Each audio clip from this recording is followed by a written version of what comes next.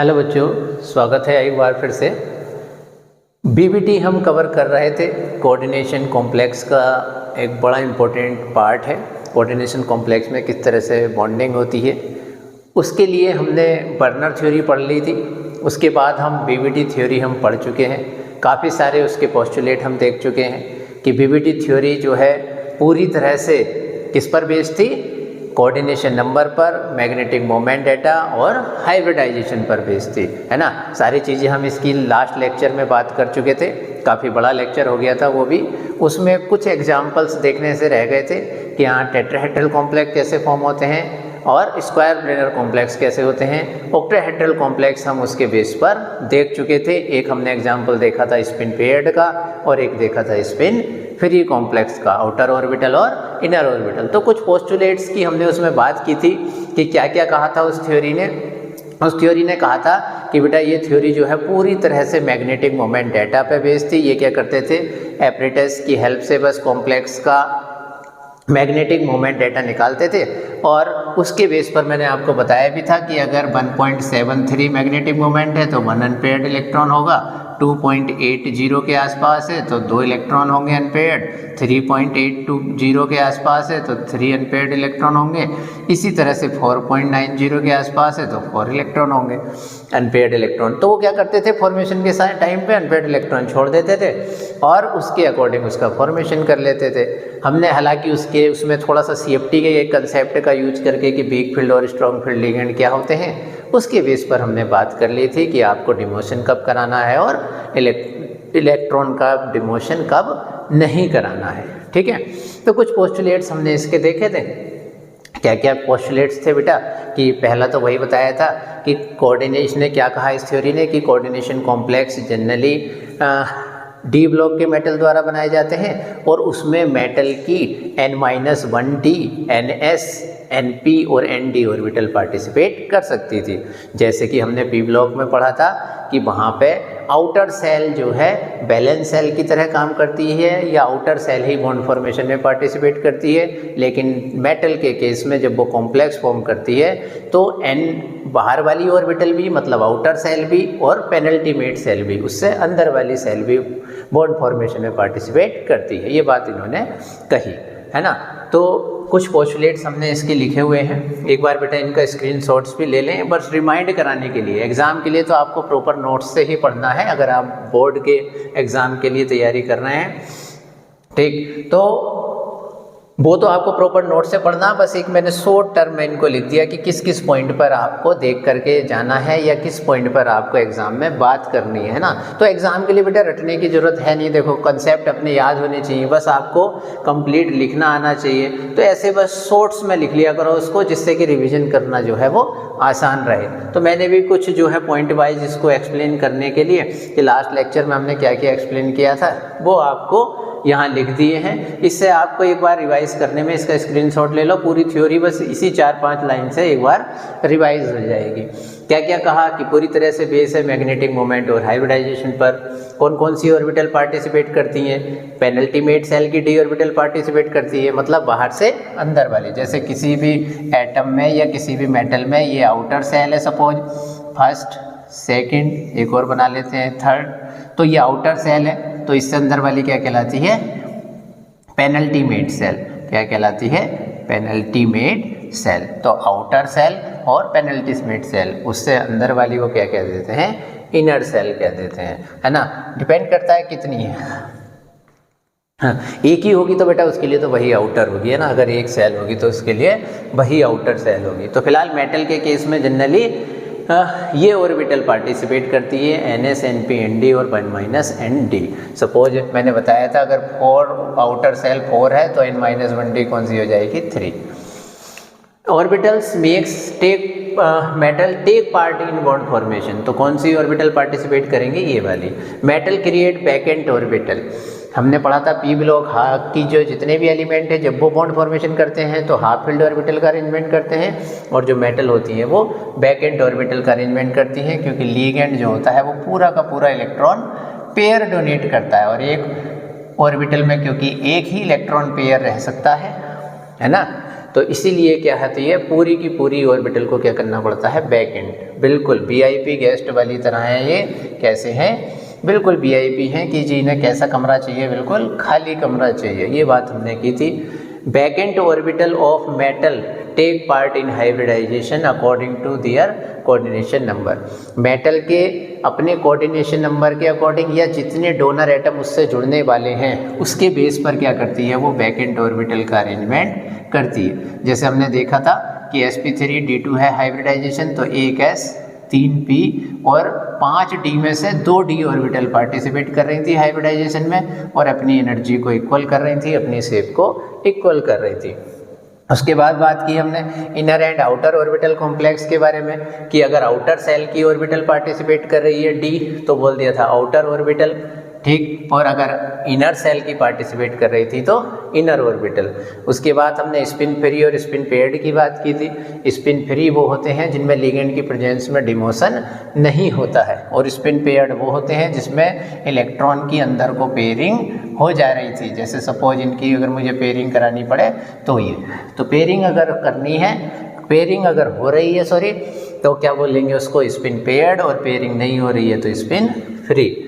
अब कुछ बात की थी हमने कि पूरे कॉम्प्लेक्स फॉर्म होने के बाद अगर अनपेयर्ड इलेक्ट्रॉन है तो कैसा होगा, पैरामैग्नेटिक, और अनपेयर्ड इलेक्ट्रॉन नहीं है तो डायामैग्नेटिक। जिस बच्चे ने पुराना लेक्चर नहीं देखा है तो वो ज़रूर देख लें बेटा। आज के जो हम कॉम्प्लेक्स फॉर्मेशन करने जा रहे हैं वो सब उसी कंसेप्ट के बेस पे करने जा रहे हैं। हमने ऑक्टाहेड्रल कॉम्प्लेक्स का वहाँ पे देख लिया था।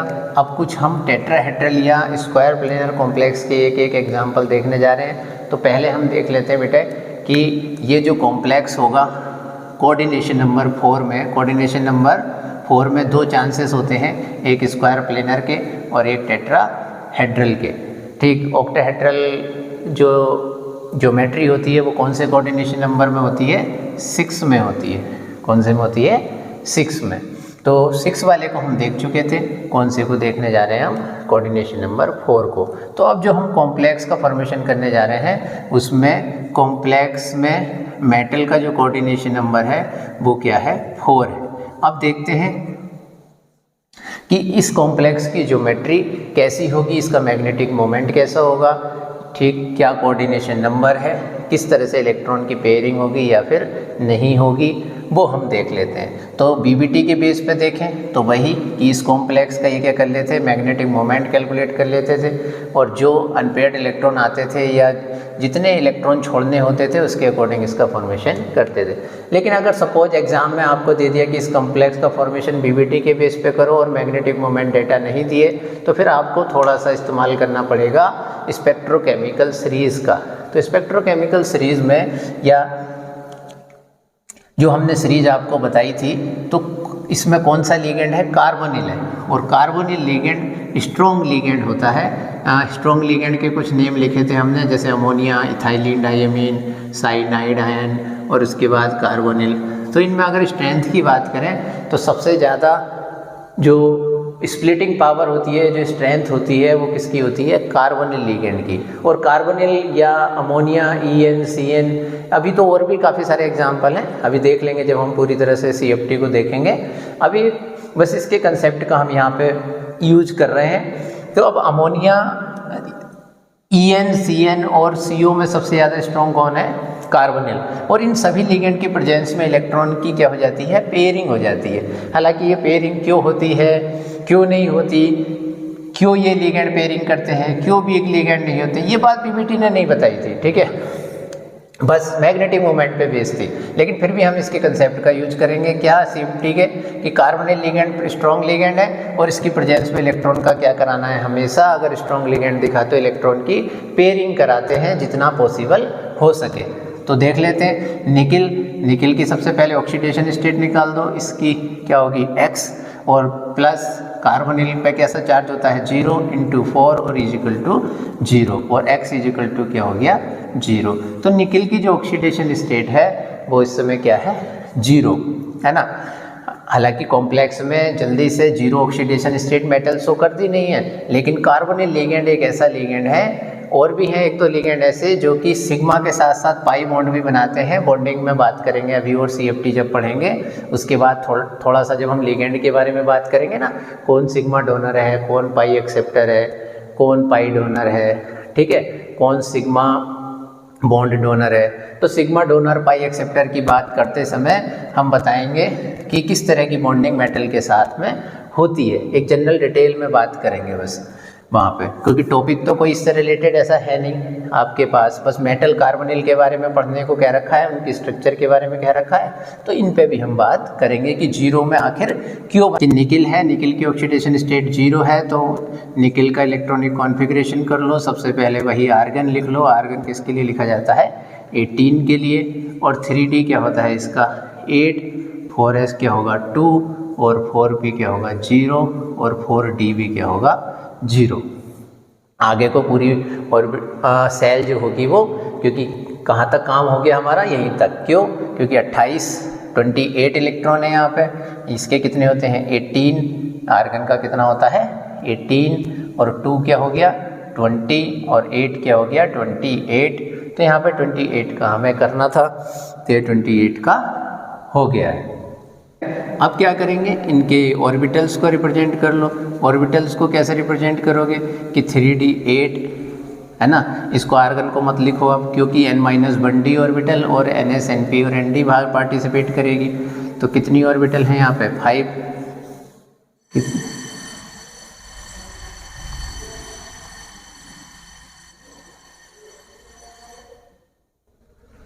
तो कितनी ऑर्बिटल है यहाँ पे? 5 ऑर्बिटल में इलेक्ट्रॉन कैसे फिल करते हैं पता है सबको? 2 हैं तो ये इसी तरह से रहेंगे। 3 वैकेंट ऑर्बिटल। अब क्योंकि हमारे पास कितने लिगेंड हैं यहाँ पे? 4 लिगेंड है, तो D को बार बार लिखने की जरूरत नहीं है, क्योंकि D की यहाँ पे नीड नहीं होगी। लिखना चाहो तो लिख लो 1 2 3 4, है ना। तो फिलहाल अभी इसकी ज़रूरत नहीं पड़ेगी, फिर भी देख लेते हैं, ज़रूरत पड़ी तो यूज कर लेंगे। 1 2 3 4 5 6 7 और 1 8। ये 8 इलेक्ट्रॉन इसके हो गए। तो यहाँ तक तो किसी को कोई प्रॉब्लम नहीं होगी। सबसे पहले किसी भी कॉम्प्लेक्स का फॉर्मेशन करना है तो ये जान लो कि ये लिगेंड स्ट्रॉन्ग है या वीक है। मेटल की ऑक्सीडेशन स्टेट निकाल दो, उसका न्यूट्रल स्टेट में इलेक्ट्रॉनिक कॉन्फ़िगरेशन करके देख लो, उसके ऊपर कोई चार्ज अगर है, उसकी कोई ऑक्सीडेशन स्टेट अगर है तो उतने इलेक्ट्रॉन उससे निकाल दो, या फिर उसमें प्रवेश करा दो, एंटर कर दो, या फिर उससे एलिमिनेट कर दो, रिलीज कर दो। फिर क्या करो? न्यूट्रल स्टेट में Ni in free state, free state में उसका इलेक्ट्रॉनिक कॉन्फ़िगरेशन इस तरह से ऑर्बिटल रिप्रेजेंटेशन कर दो कि ऑर्बिटल में इलेक्ट्रॉन का कॉन्फ़िगरेशन किस तरह से है, किस तरह से किस ऑर्बिटल में कितने इलेक्ट्रॉन है। नेक्स्ट क्या करोगे? उसके बाद कौन आएंगे? निकिल फ्री स्टेट में थी, लिगेंड आना चाह रहे थे, तो लिगेंड की प्रेजेंस में क्या होगा? क्योंकि स्ट्रॉन्ग लिगेंड है, कितनी ऑर्बिटल चाहिए इन्हें? 4 खाली ऑर्बिटल चाहिए। अब होने को तो इसके पास 4p 1 2 3 4d 5 यहाँ खाली पड़ी हैं, तो आने को तो यहाँ भी जुड़ सकते थे, लेकिन वही केमिस्ट्री का कंसेप्ट क्या, हर कोई लो एनर्जी की ऑर्बिटल से जुड़ना चाहता है अगर पॉसिबल है तो, क्योंकि लो एनर्जी मोर स्टेबल, है ना। ये तो हर जगह चलता है बेटे, है ना। केमिस्ट्री में हमेशा ध्यान रखते रहो, मैं हर लेक्चर में यही बोलता हूँ, हर काम केमिस्ट्री में स्टेबिलिटी के लिए होता है, ठीक। जैसे हम स्टेबिलिटी चाहते हैं, वैसे ही कॉम्प्लेक्स भी, एलिमेंट्स भी, सब क्या चाहते हैं? स्टेबिलिटी। बॉन्ड फॉर्मेशन ही स्टेबिलिटी के लिए होता है, क्योंकि बॉन्ड फॉर्मेशन में एनर्जी रिलीज होती है, और एनर्जी रिलीज होने से सिस्टम में लो एनर्जी हो जाएगी, और लो एनर्जी मोर स्टेबल, ठीक है। तो हर कोई कहाँ चढ़ना चाहेगा? लो एनर्जी की ऑर्बिटल से। तो ये कहेगा निकिल कि भाई चलो ठीक है, हम अपने इलेक्ट्रॉन की पेयरिंग कर लेते हैं। ये तुम्हारे इफेक्ट में core carbonyl ligand strong ligand है, क्योंकि स्ट्रॉन्ग लिगेंड के इफेक्ट में पेयरिंग करनी पड़ती है, तो वो क्या करेंगे? पेयरिंग कर देंगे। तो पेयरिंग कैसे होती है? अब क्योंकि हाई एनर्जी की ऑर्बिटल ये कैसी है? 3d ऑर्बिटल है, और ये कैसी है? 4s ऑर्बिटल है। अब 3d ऑर्बिटल में क्या होता है? कार्बोनिल की उपस्थिति में nickel in presence of CO ligand, तो कार्बोनिल लिगेंड की प्रेजेंस में क्या होगा?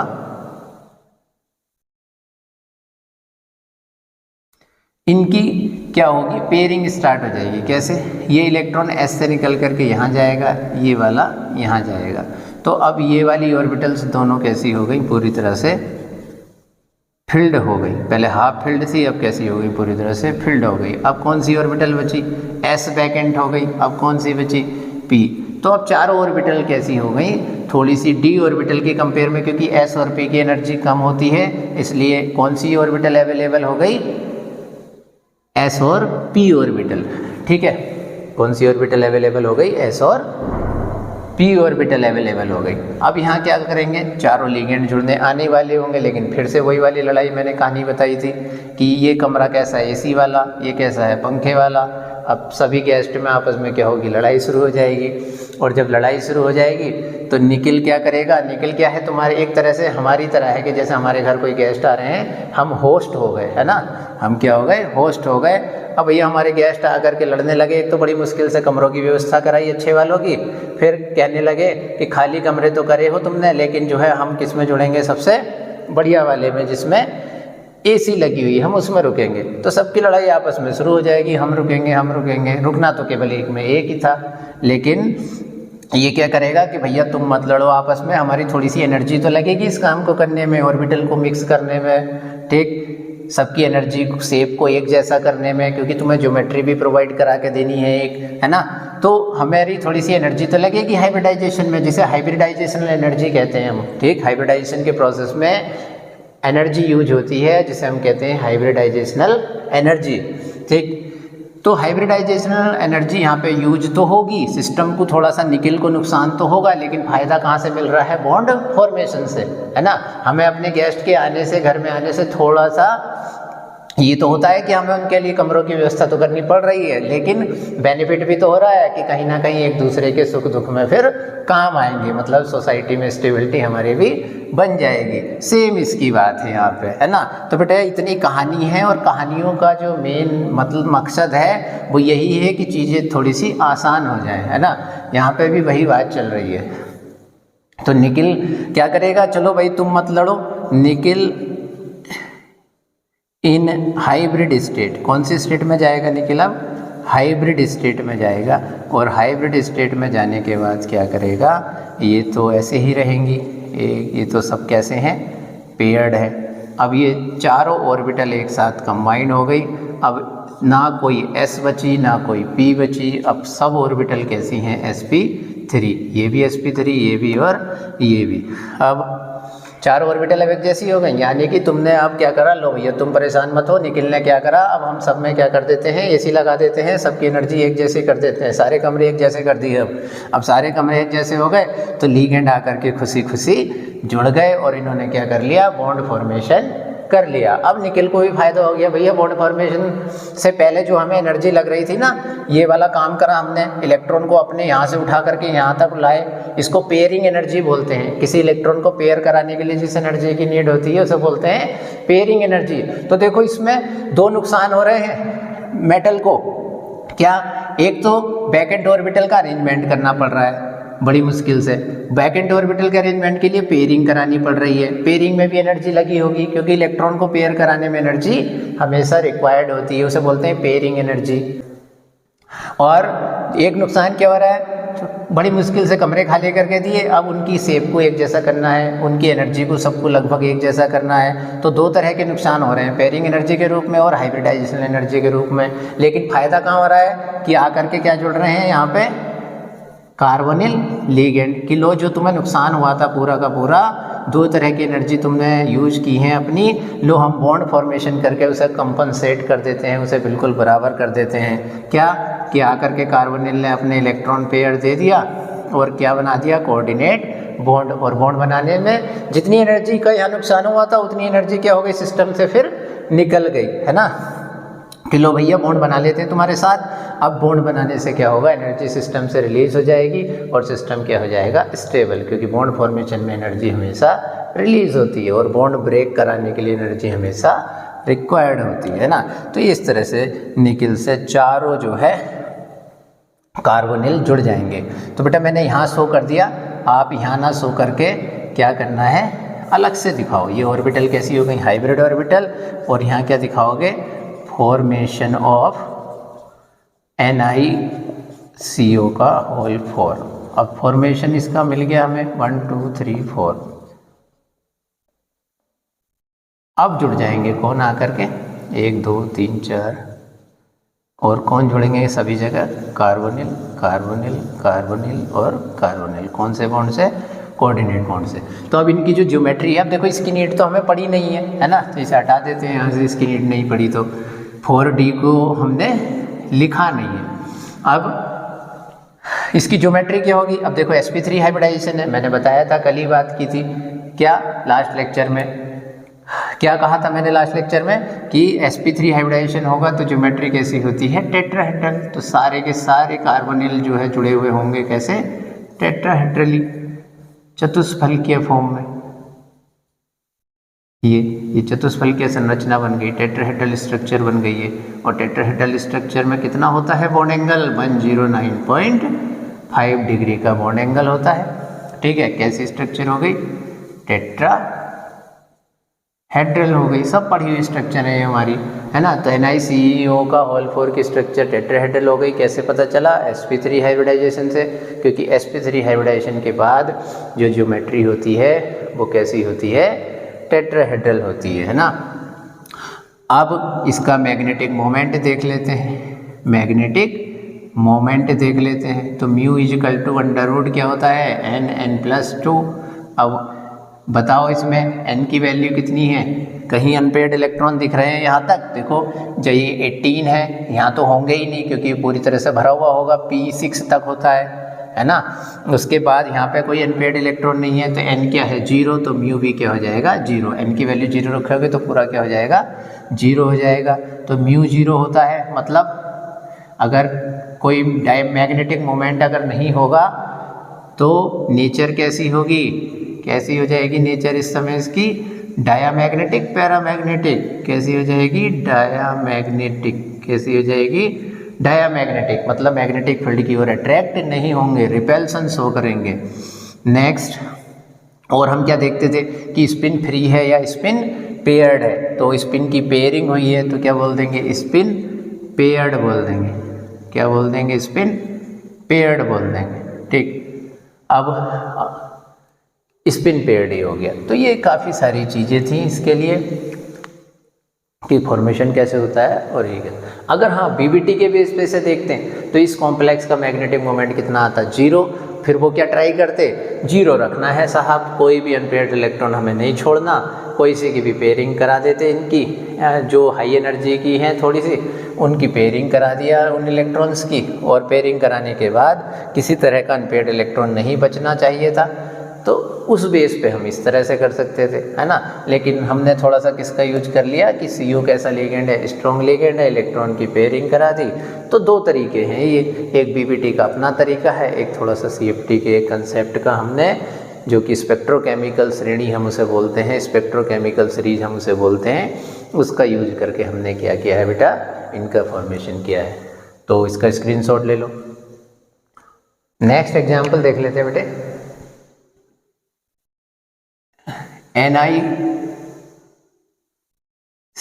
का होल 2 नेगेटिव, इसका भी जो कोऑर्डिनेशन नंबर है वो क्या आ रहा है? 4। इसकी जो ऑक्सीडेशन स्टेट आएगी वो क्या आएगी? इसकी x प्लस -1 × 4 -(-2), x -4 -(-2) और x क्या हो जाएगा? ये इधर जाने पे प्लस का हो जाएगा, तो क्या हो जाएगा? x +2। तो निकेल की जो ऑक्सीडेशन स्टेट आ रही है वो आ रही है +2। तो निकेल का कितना होता है? 28 होता है, लेकिन 2 इलेक्ट्रॉन निकले होंगे तो कितने का करेंगे? अब 26 का करेंगे। तो वही आर्गन लिख लेते हैं। आर्गन लिखने के बाद क्या करेंगे बेटे? 3D क्या होता है वैसे इसका? सिंपली तो 3D 8 और 4s2 होता है, और 4p क्या होगा? 0। अब +2 का करना था तो यहाँ से 2 इलेक्ट्रॉन निकाल दो तो कितना बचेगा? 4s0। इलेक्ट्रॉन जब भी निकलते हैं वो कहाँ से निकलते हैं? आउटर सेल से। ठीक, कहाँ से निकलते हैं? आउटर मोस्ट सेल से। तो आउटर मोस्ट सेल कौन सी है? ये 4th है। Next, Ni+2 in free state, वही बात, Ni+2 in free state. Free state में क्या होगा, 3D में कितना होगा, क्या लिख लेंगे यहाँ पे 3D, 4s और 4p।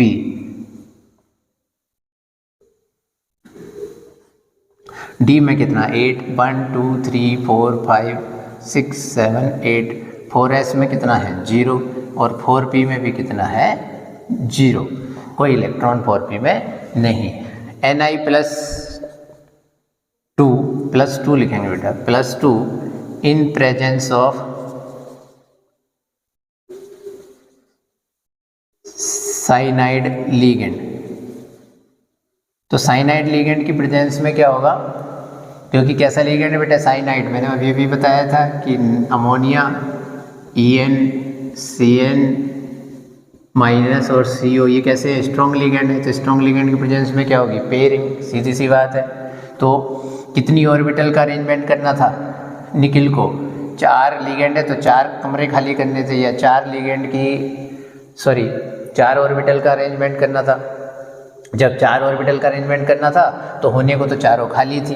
कहानी वही कि लो एनर्जी से हर कोई जुड़ना चाहेगा कि भैया हम VIP लोग हैं, हमें तो बिल्कुल लो एनर्जी वाली चीज़ चाहिए कि हाँ क्या आएगी, यहाँ लो एनर्जी की ऑर्बिटल में हमें जाना है।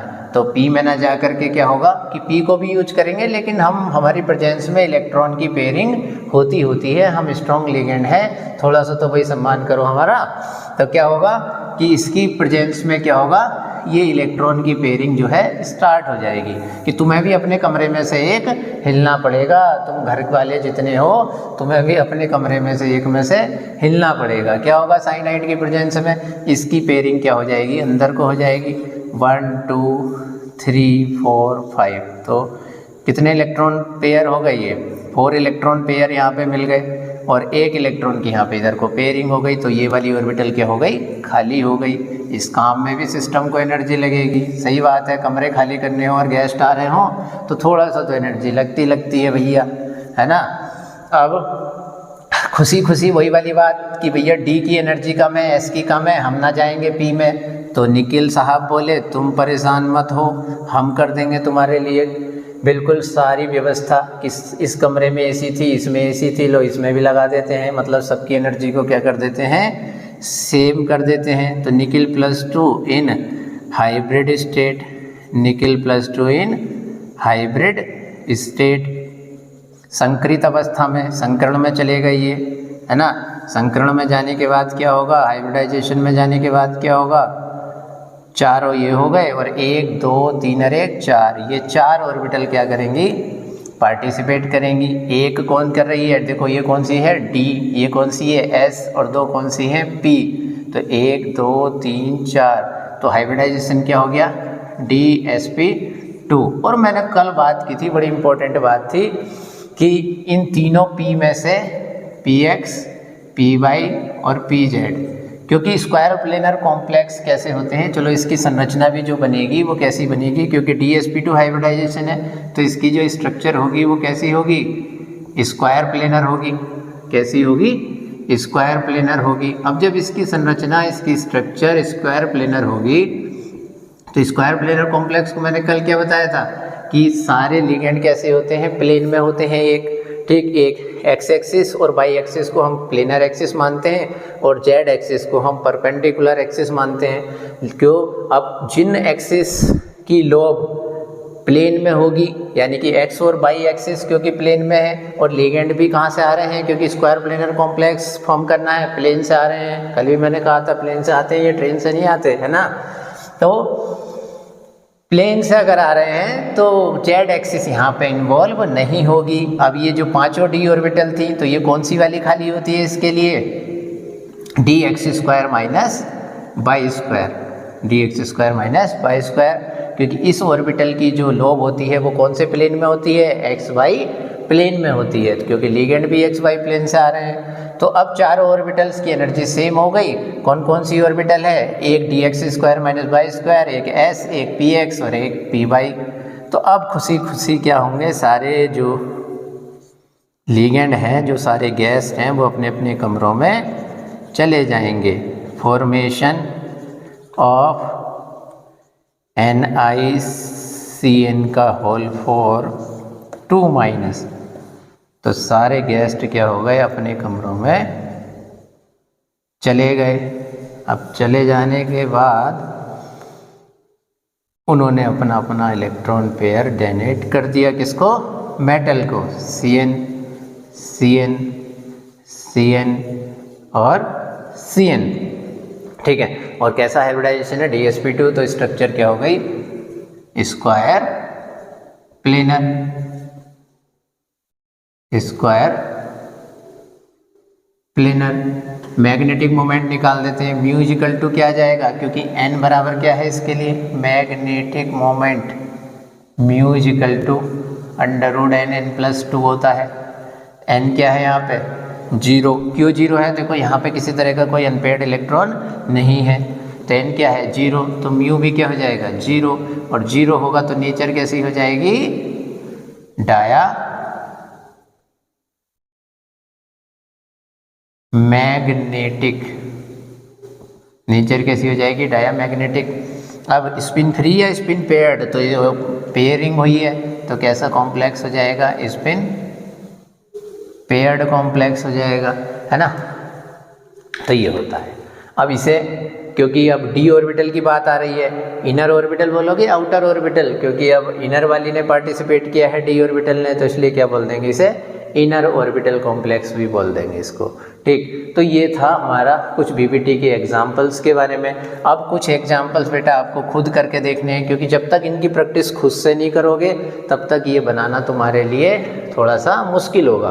तो कॉपी पेन तो बेटा हमेशा हाथ में लिए रहो, जब भी वीडियो देख रहे हो तो हमेशा कॉपी पेन हाथ में रखो, स्क्रीनशॉट इन्हें लेते रहो, बाद में अपना लिख लिया करो, जितना है शॉर्ट्स में नोट्स बनाते चलो।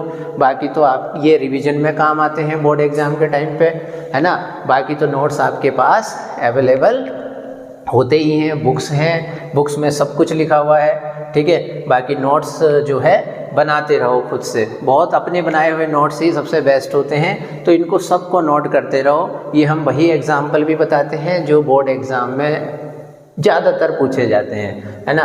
तो कुछ कंपाउंड्स का फॉर्मेशन खुद भी करो, क्या अब तुम खुद से PT CN का होल 6, CN का होल 4 वाला कर लो चलो, और 2- का खुद से करना,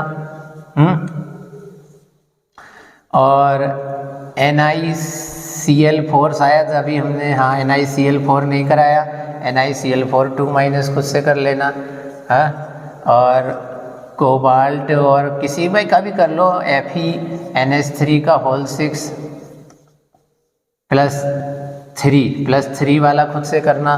तो ये कुछ एग्जाम्पल बेटा खुद से प्रैक्टिस करके देखो, है ना। लिगेंड ये स्ट्रॉन्ग है, ये वीक है, और ये कैसा है, स्ट्रॉन्ग है, ये कैसा है, स्ट्रॉन्ग लिगेंड है, ये कैसा है, वीक लिगेंड है, और ये कैसा है, स्ट्रॉन्ग लिगेंड है। तो ये तो पता चल गया इनकी प्रेजेंस में डिमोशन होना है, इसमें भी डिमोशन होना है, और इसमें डिमोशन नहीं होगा, ठीक है। तो इसके बेस पर अपनी पूरी तरह से इनको बना करके देखो, कोई प्रॉब्लम आती है तो फिर कमेंट सेक्शन में बता देना बेटा, उसको हम सॉल्व कर देंगे, ठीक। तो ये चीज़ें थी। हाँ बेटा, कुछ इनकी लिमिटेशंस थी इस थ्योरी की, कुछ बर्नर की, जैसे हमने बर्नर थ्योरी की लिमिटेशन देखी थी कि हाँ वो ज्योमेट्री को बहुत ज़्यादा एक्सप्लेन नहीं कर पाए थे, किसी तरह का उन्होंने मैग्नेटिक बिहेवियर की बात नहीं की थी, किसी तरह से उसने ज्योमेट्री को नहीं बताया था, मैग्नेटिक बिहेवियर को नहीं बताया था, कॉम्प्लेक्स इनर ऑर्बिटल होगा, आउटर ऑर्बिटल होगा, कौन कौन सी ऑर्बिटल्स पार्टिसिपेट करेंगी मेटल की, इस तरह की बात नहीं की थी। लेकिन इस थ्योरी ने काफ़ी सारी बातें कर ली थी उन चीज़ों पर कि मैग्नेटिक मोमेंट पर, complex outer orbital, inner orbital, थोड़ी सी उनकी ज्योमेट्री पर भी बात कर ली है। लेकिन फिर भी इनकी क्या है, कुछ लिमिटेशंस हैं। क्या क्या लिमिटेशंस हैं? सबसे पहली बात क्या है, ये थ्योरी मैंने पहले भी कहा है पूरी तरह से जुगाड़बाजी वाली थ्योरी थी, ठीक, और बहुत ज़्यादा एजम्पशंस पर बेस है ना। जैसे मैं कहने लगूँ मैग्नेटिक मोमेंट डाटा ये कैलकुलेट करते थे, लेकिन बस थियोरेटिकली तुक्केबाजी करते थे कि 4 पॉइंट समथिंग पे आ रहा है ना, 4 पॉइंट मान लिया किसी का 7.2 आ रहा है, किसी का 9.5 भी आ सकता है, 9.8 तक आ सकता है, 4.95, 9.8।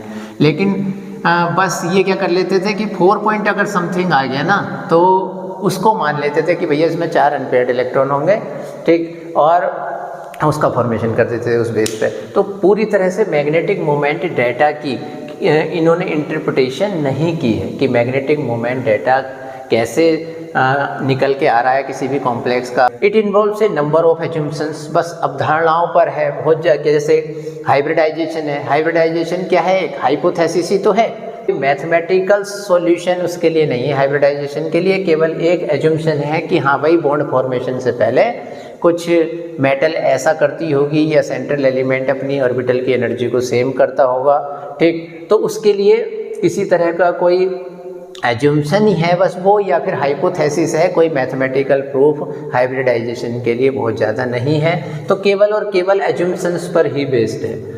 और नेक्स्ट बात कर रहे हैं ये कि do not explain the colour of complex, कि किसी मेटल कॉम्प्लेक्स का जो कलर होता है वो किस वजह से होता है ना। जैसे हम कहने लगे कॉपर सल्फेट है ना, इसका एक कलर होता है सॉरी, काफ़ी सारे कॉम्प्लेक्स हैं, ठीक। मैग्नीज MnO4 माइनस है, कलरफुल होता है। तो काफ़ी सारे कॉम्प्लेक्स ऐसे हैं जिनका कलर होता है, लेकिन जैसे कोबाल्ट अमीन पे ही बर्नर ने स्टडी की है। कोबाल्ट अमीन के काफ़ी सारे कॉम्प्लेक्स की मैंने बात की थी, तो वो अलग अलग कोऑर्डिनेशन नंबर में अलग अलग तरह का कलर शो कर रहे थे। तो सिंपली कहूँ तो इन्होंने कलर की बातें नहीं की कि आखिर में ये कलर आता कैसे होगा, है ना, जो कि CFT ने नेक्स्ट थ्योरी हम पढ़ेंगे उसने एक्सप्लेन कर दिया था कि कलर का कारण क्या है।